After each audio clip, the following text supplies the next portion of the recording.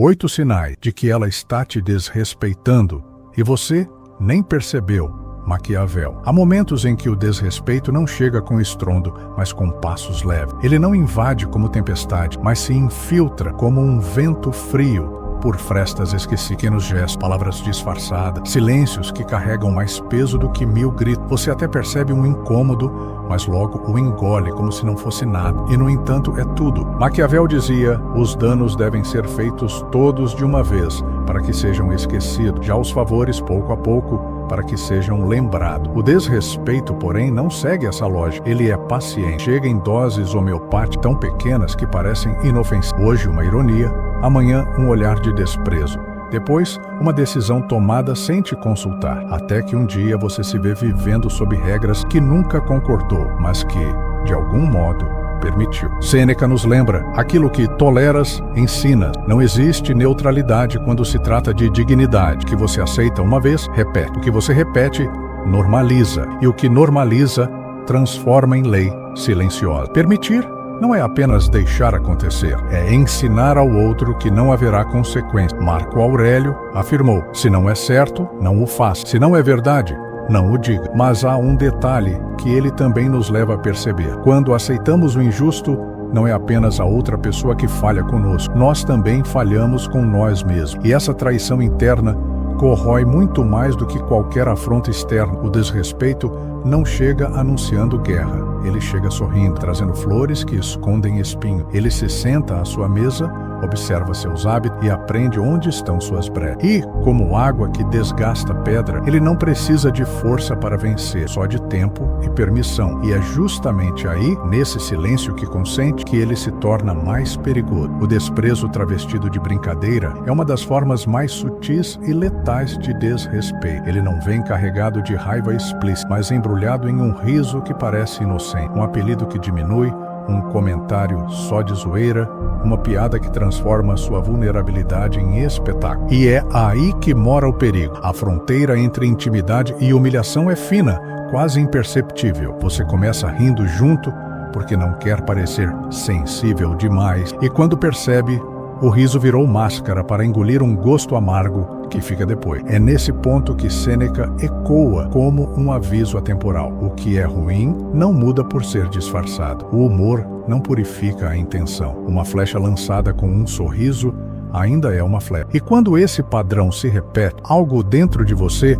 começa a se moldar à expectativa alheia. Você se vigia para não oferecer mais material para piadas, começa a evitar certos assuntos e pouco a pouco vai se diminuindo para caber em um espaço que nunca foi seu. A ironia é que esse tipo de desprezo raramente é confrontado, porque sempre há uma carta de escape. Foi só uma brincadeira. Essa frase tão curta é capaz de inverter a posição e colocar a culpa em você, como se fosse frágil demais para lidar com o humor. Mas a verdade é simples: se após rir você se sente menor do que antes, não é humor. É dominação disfarçada de leveza. A luz dessa compreensão não apenas revela o outro, mas também ilumina a si mesmo, porque o que você tolera nesse campo não é apenas sobre a relação, é sobre a forma como você acredita merecer ser tratado. O riso genuíno aproxima, o riso que corta afasta. E é na consciência dessa diferença que o respeito começa a se reerguer. A estratégia da inversão de culpa é uma das manobras mais corrosivas que podem existir dentro de uma relação. Ela não chega com gritos ou acusações abertas, mas com a sutileza de quem vira a mesa enquanto você ainda acredita estar no controle da conversa. Você expõe algo que machucou, coloca em palavras um limite que foi ultrapassado e em poucos minutos se vê explicando por que reagiu demais ou não levou na esportiva. A essência do problema se perde e o foco muda para o seu comportamento, como se a ofensa inicial tivesse desaparecido. É um jogo mental que mina sua clareza. Aos poucos,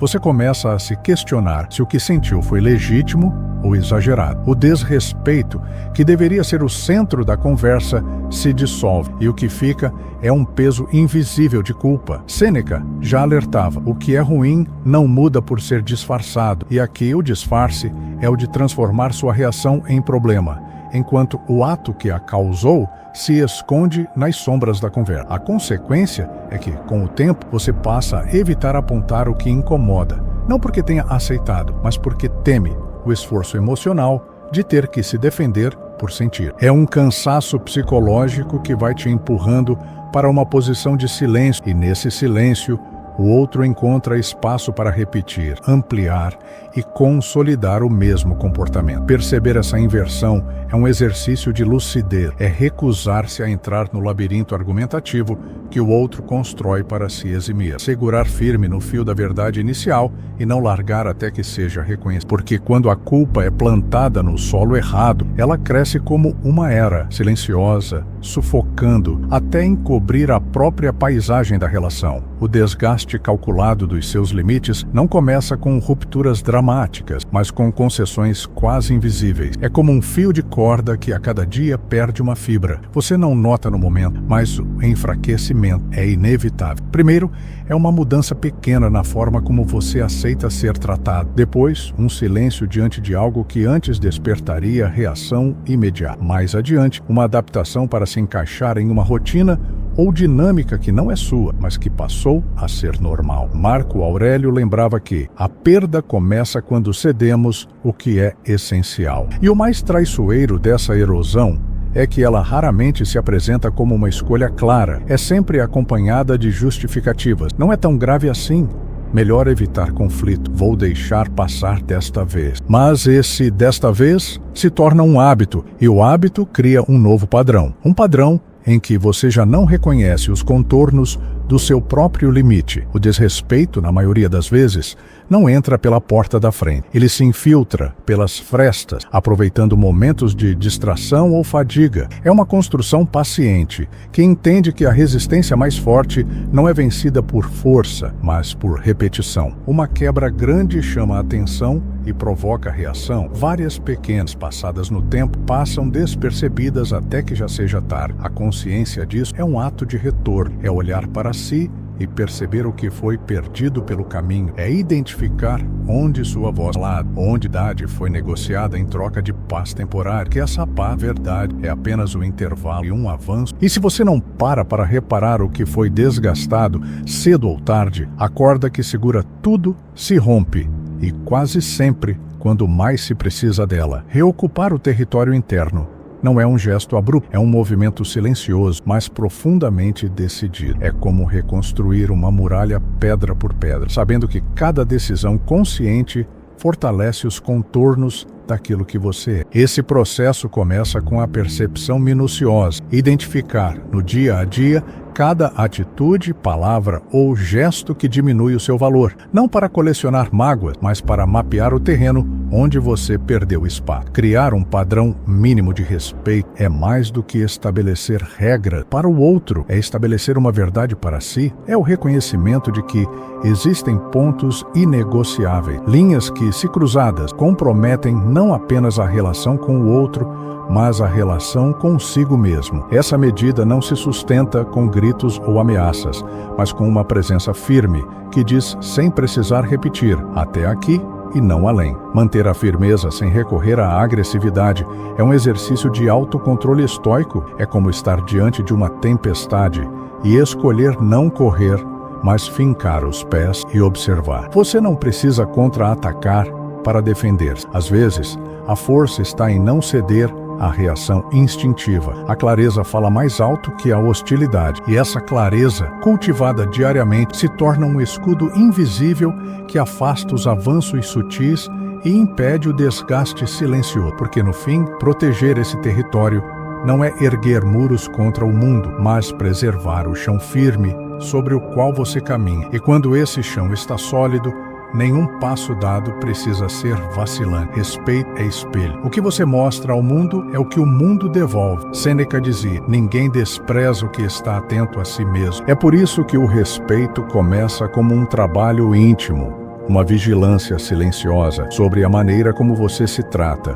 como se posiciona, como sustenta suas próprias decisões. Se você se curva ao primeiro sinal de pressão, o reflexo que oferece é o de alguém moldável, negociável, substituível. Epicteto acrescenta: aceitamos apenas o que acreditamos merecer. Isso significa que o tratamento que você recebe é filtrado pelo padrão que você mesmo define. Se o seu filtro é frouxo, tudo passa. Se é firme, apenas o que tem valor permanece. É por isso que a dignidade não se negocia. Ela é a base sobre a qual todo relacionamento verdadeiro se sustenta. O respeito é como um território. Se você não demarca, se não protege, outros avançam. E não é preciso gritar para isso. Basta clareza e consistência. Cada vez que você mantém sua posição diante de um teste, reforça as fronteiras invisíveis que dizem ao outro, aqui não. É assim que se constrói o espaço onde sua presença é reconhecida, não explorada. No fim, o respeito começa no instante em que você decide não vender sua dignidade, nem pelo amor, nem pelo silêncio. Porque quem troca o próprio valor por aceitação,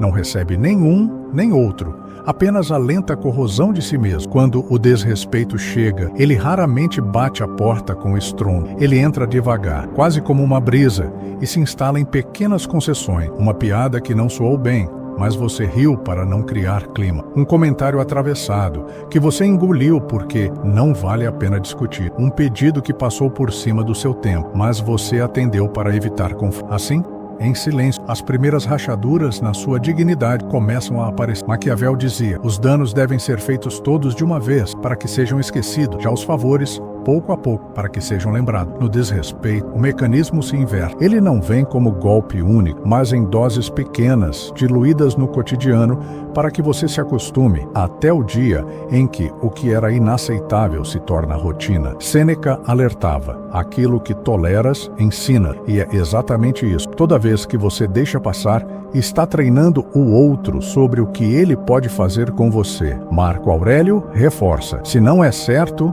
não o faça. Se não é verdade, não o digas. A aceitação passiva do injusto é, no fundo, uma traição silenciosa a si mesmo. O desrespeito é como uma corda que não se parte com um único corte, mas se desgasta com atritos diários. Você não percebe até que um dia, sem aviso, ela se rompe. E quando rompe, não há como voltar atrás no tempo para recuperar o que foi cedido. Por isso, a consciência precisa chegar antes que a brisa se torne tempestade, antes que as rachaduras se tornem ruína. O desprezo, quando se esconde atrás de um sorriso, é mais perigoso do que qualquer ofensa aberta. Ele veste o disfarce da intimidade, usa o tom de brincadeira e se infiltra em momentos que deveriam ser leves. Uma piada aparentemente inocente, um apelido que carrega uma pontada de menosprezo, um comentário que finge ser afetuoso, mas diminui você aos olhos de todos. É um veneno doce servido em doses pequenas o suficiente para que você duvide do próprio desconforto. No início, você até tenta convencer a si mesmo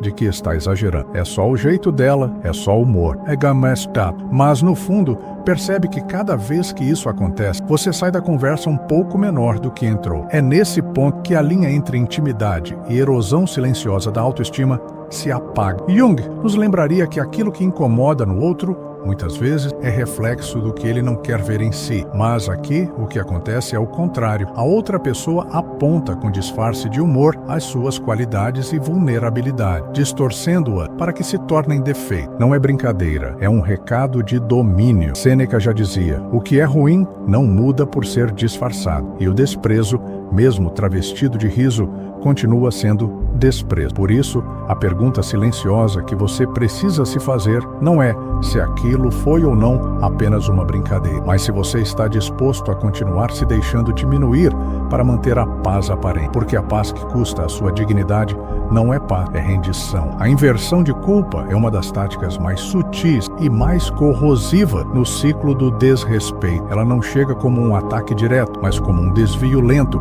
que muda o foco da conversa, até que você, que apenas apontou um limite, se veja tendo que se justificar por ser sensível demais. O que começou como uma tentativa legítima de se preservar se transforma, aos olhos do outro, em prova da sua fragilidade ou exagero. É nesse momento que a dúvida se instala. Você começa a se perguntar se não está de fato sendo dramático, se não deveria deixar para lá. Mas a verdade é que esse deslocamento é calculado ou, no mínimo, instintivamente conveniente para quem o pratica. Ao colocar a culpa em você, a pessoa não só evita encarar o próprio erro, como ainda mina a sua segurança emocional. Sêneca nos alerta: o que é ruim não muda por ser disfarçado. E aqui, o disfarce é feito com palavras aparentemente calmas, com um tom que soa razoável, mas cujo objetivo é claro: fazer você recuar. É como estar em uma estrada reta e, de repente, ser conduzido por mãos invisíveis para uma curva que não escolheu. Esse tipo de manipulação não só enfraquece a convicção,